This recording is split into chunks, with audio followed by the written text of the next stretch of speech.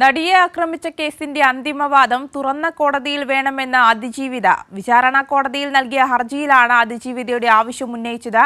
അന്തിമവാദം തുടങ്ങിയതിന് പിന്നാലെയാണ് ഈ ആവശ്യവുമായി അതിജീവിത വിചാരണ കോടതിയെ സമീപിച്ചിരിക്കുന്നത്. തിയോഫിൻ വിവരങ്ങളുമായി ചേർന്നുണ്ട്. തിയോഫിൻ, നേരത്തെ ഈ മെമ്മറി കാർഡ് അനധികൃതമായി പരിശോധിച്ച സംഭവത്തിൽ അന്വേഷണം ആവശ്യപ്പെട്ട അതിജീവിത രാഷ്ട്രപതിക്ക് കത്തയച്ചിരുന്നു. ഇപ്പോൾ ഈ അന്തിമവാദം തുറന്ന കോടതിയിൽ വേണമെന്ന ആവശ്യവുമായി അതിജീവിത രംഗത്തെത്തിയിരിക്കുകയാണ്. ആര്യ, ഏറ്റവും പുതിയ ആവശ്യം ഉന്നയിച്ചിരിക്കുന്നത് അന്തിമവാദം തുറന്ന കോടതിയിൽ വേണമെന്നാണ്. അതായത് അതിജീവിത തന്നെ താൻ നൽകിയിട്ടുള്ള ഹർജിയിൽ ഇപ്പോൾ ആവശ്യപ്പെട്ടിരിക്കുന്നത് ഈ സംഭവത്തിൽ താൻ ഇരയല്ല, അതിജീവിതയാണ്. സർവൈവർ ആയതുകൊണ്ട് തന്നെ തനിക്ക് ഇതിനകത്ത് രഹസ്യങ്ങളായി സൂക്ഷിക്കേണ്ടതില്ല. അതുകൊണ്ട് തന്നെ ഈ എന്താണ് കോടതിക്കുള്ളിൽ നടക്കുന്നത് എന്ന് പൊതുജനങ്ങൾ അറിയട്ടെ എന്നാണ് അതിജീവിത ഹർജിയിൽ ആവശ്യപ്പെട്ടിരിക്കുന്നത്. അതുകൊണ്ട് തന്നെയാണ് ഇപ്പോൾ ഇന്നലെയാണ് അന്തിമവാദം ഈ സംഭവത്തിൽ ആരംഭിച്ചത്. അതായത് നടി ആക്രമിക്കപ്പെട്ട കേസിൽ അന്തിമവാദം ഇന്നലെ ആരംഭിച്ചു.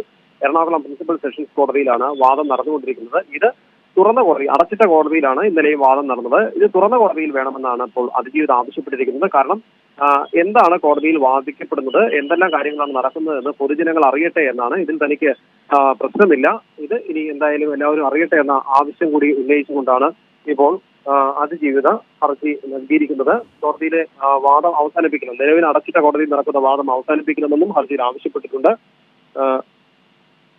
ഇതുമായി ബന്ധപ്പെട്ട് വിചാരണ കോടതിയാണ് ഹർജി നൽകിയിട്ടുള്ളത്. അതുപോലെ തന്നെ മെമ്മറി കാർഡ് നിയമവിരുദ്ധമായി പരിശോധിച്ച സംഭവവുമായി ബന്ധപ്പെട്ട് തന്നെ നേരത്തെ കോടതിയുടെ ഇടപെടലുകളിൽ അവിശ്വാസം രേഖപ്പെടുത്തിയിരുന്നു. ഇതുമായി ബന്ധപ്പെട്ട് ഹൈക്കോടതിയിലും സുപ്രീം കോടതിയിലും അതിജീവിത നേരത്തെ ഹർജി നൽകിയിരുന്നു. എന്നിട്ടും ഇതുമായി ബന്ധപ്പെട്ട ഈ മെമ്മറി കാർഡ് പരിശോധിച്ച സംഭവത്തിൽ നടപടികളൊന്നും ഉണ്ടായില്ല.